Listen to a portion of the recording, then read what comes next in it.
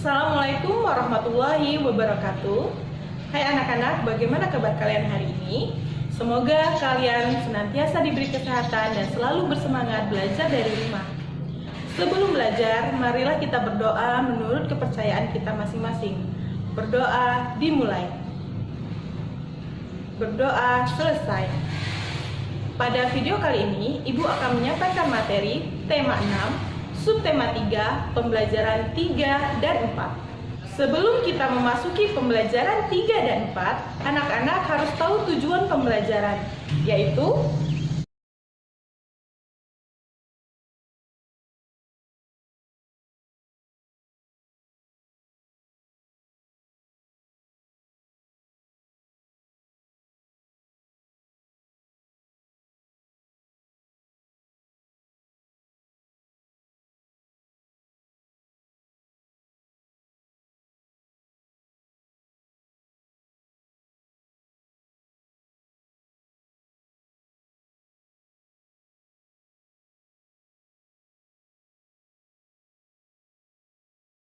anak-anak, masyarakat Indonesia merupakan masyarakat yang selalu menghargai warisan nenek moyangnya. Bentuk penghargaan tersebut antara lain ditunjukkan dengan kebiasaan melakukan kegiatan tradisi dalam kehidupannya, mulai dari peristiwa kelahiran hingga kematian. Terdapat tradisi yang terus dijalani hingga saat ini. Ada kecenderungan masyarakat untuk mengurangi kegiatan tradisinya dengan berbagai alasan.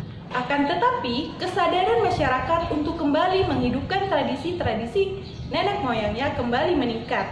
Tempat-tempat wisata adat menjadi salah satu tempat yang sering dikunjungi masyarakat pada saat-saat liburan. Tempat-tempat wisata yang mengusung tema kembali ke masa lalu dan kembali ke alam menjadi salah satu tujuan yang paling digemari. Pemerintah dan masyarakat adat menetapkan beberapa desa menjadi desa adat yang dikelola dan dilindungi pemerintah untuk mempertahankan nilai budaya masyarakat adat tersebut. Keberadaan desa adat memang beranjak dari keinginan untuk tetap memelihara peninggalan nenek moyang dengan mempertahankan nilai dan kegiatan tradisional. Nilai dan kegiatan tradisi nenek moyang bangsa Indonesia selalu menghargai alam sebagai sumber kehidupan. Terdapat beberapa desa adat di Indonesia yang dipelihara, dilindungi, dan dijaga baik oleh masyarakat setempat maupun oleh pemerintah setempat. Contohnya, yang pertama adalah Desa Adat Bena di Ngada yang berasal dari Nusa Tenggara Timur. Yang kedua, Desa Adat Sade yang berasal dari Lombok. Yang ketiga, Desa Adat Wairebo yang berasal dari Nusa Tenggara Timur. Yang keempat, Desa Adat Kampung Naga yang berasal dari Tasikmalaya. Yang kelima, Desa Adat Terunyan yang berasal dari Bali. Yang keenam, Desa Adat Pariangan yang berasal dari Tanah Datar, Sumatera Barat. Itu merupakan contoh beberapa desa adat yang dipertahankan keberadaannya dan keasliannya hingga kini. Ada juga beberapa desa adat dan kehidupan masyarakat asli yang diperkenalkan ke masyarakat luas melalui beberapa orang setempat yang peduli untuk mempertahankan nilai budaya dan kegiatan tradisinya.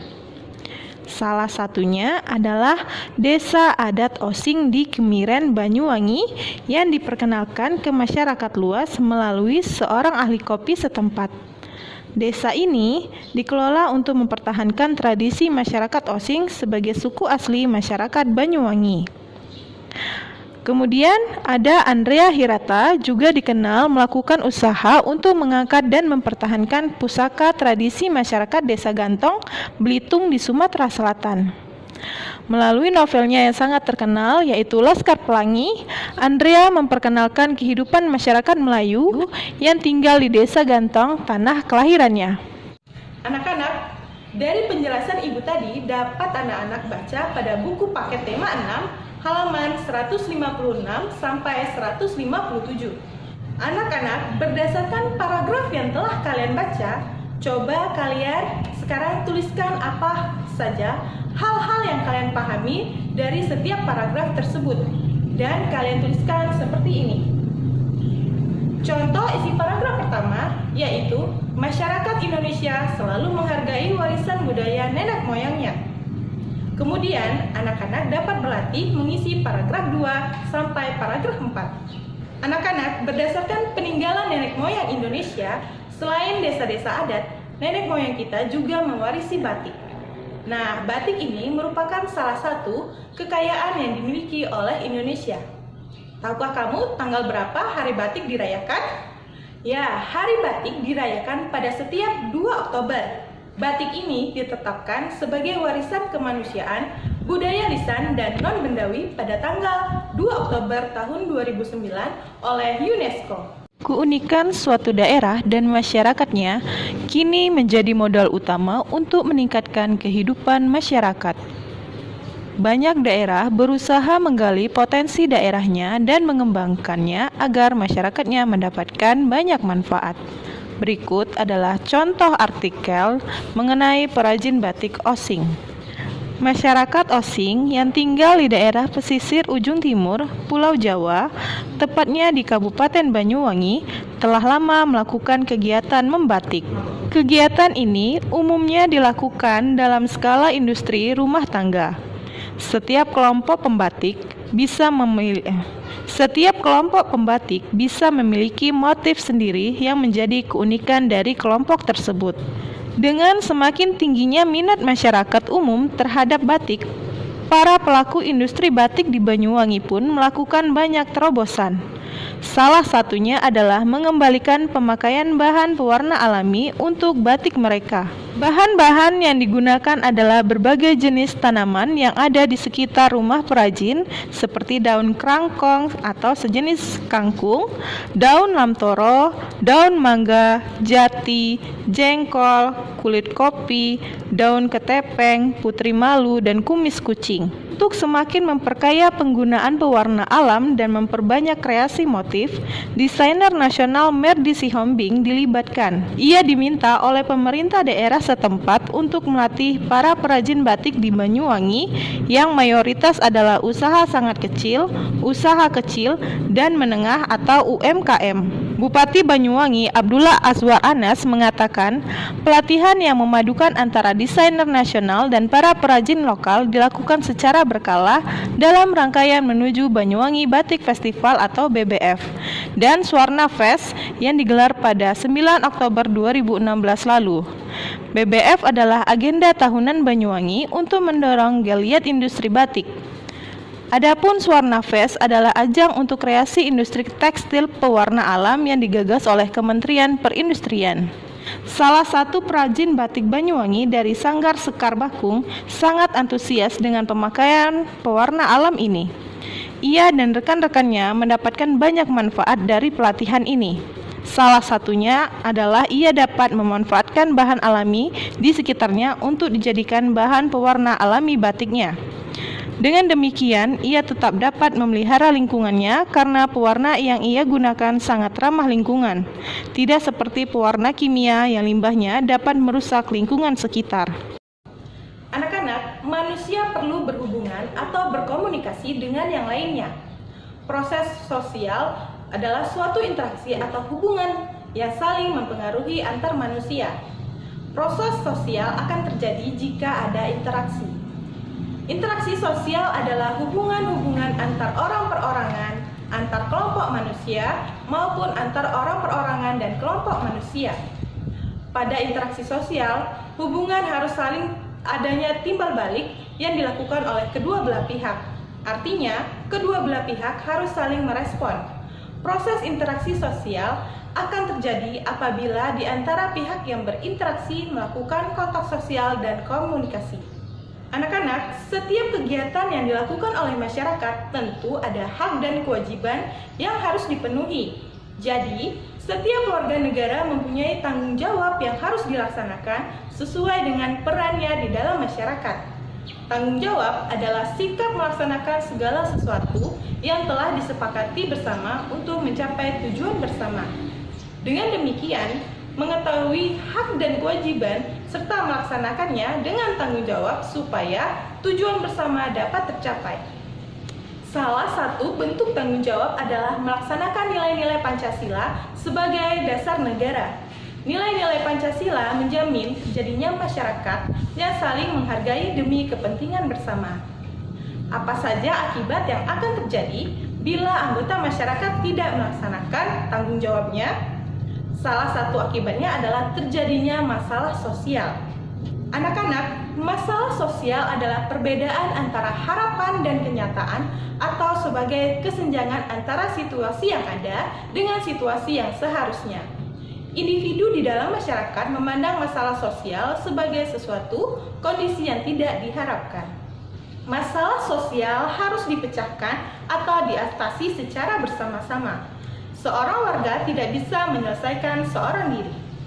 Berikut jenis-jenis permasalahan sosial yang terjadi di lingkungan masyarakat.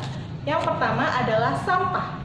Salah satu kebiasaan tak terpuji adalah membuang sampah sembarangan. Misalnya, masyarakat yang membuang sampah pada parit atau sungai, sampah pasar, kemudian ada sampah tokoh yang banyak berserakan sampai ke jalan raya karena tidak tertampung di bak sampah. Hal ini terjadi karena banyak orang yang tidak bertanggung jawab menjaga lingkungan mereka dengan membuang sampah sembarangan.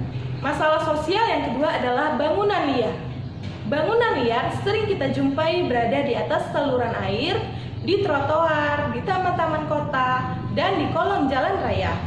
Pada umumnya, bangunan liar berupa bangunan sementara yang didirikan di tempat yang tidak seharusnya.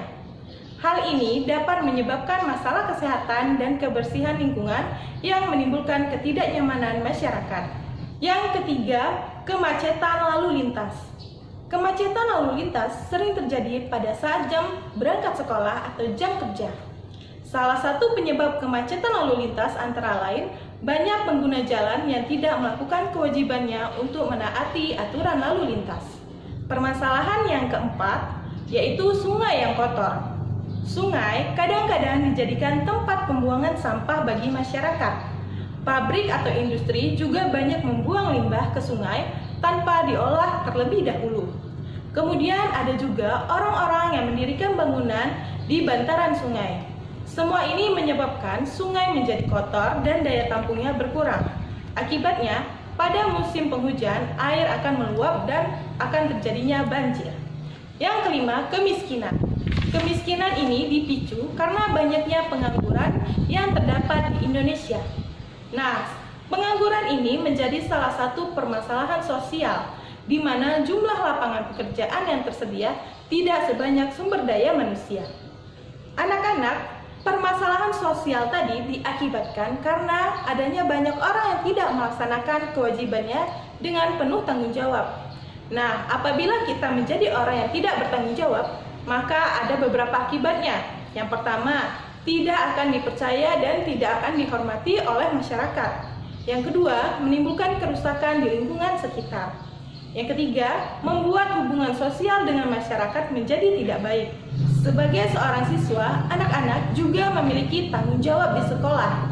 Nah, sebagai seorang siswa, anak-anak harus bertanggung jawab seperti mengumpulkan tugas tepat waktu ataupun mengerjakan piket kelas dan lain sebagainya. Berikut tanggung jawab kita sebagai masyarakat di lingkungan sekitar, yaitu yang pertama, memelihara kebersihan lingkungan seperti tidak membuang sampah sembarangan. Yang kedua, pemanfaatan teknologi harus mempertimbangkan lingkungan hidup di mana kita tinggal supaya teknologi tersebut tidak merusak alam di lingkungan kita.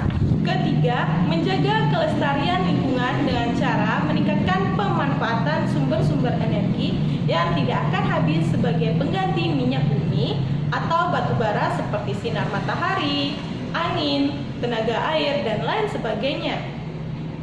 Anak-anak, itulah penjelasan tema 6, subtema 3, pembelajaran 3 dan 4. Dari penjelasan pembelajaran 3 dan 4, dapat kita tarik kesimpulan. Yang pertama, masyarakat Indonesia selalu menghargai tradisi warisan nenek moyangnya mulai dari peristiwa kelahiran hingga kematian. Yang kedua, batik merupakan warisan nenek moyang yang sudah diakui oleh UNESCO. Ketiga, Akibat yang akan terjadi bila anggota masyarakat tidak melaksanakan tanggung jawabnya adalah akan terjadinya masalah sosial. Demikianlah materi yang dapat Ibu sampaikan pada video kali ini. Semoga ilmunya bermanfaat. Akhir kata, wassalamualaikum warahmatullahi wabarakatuh.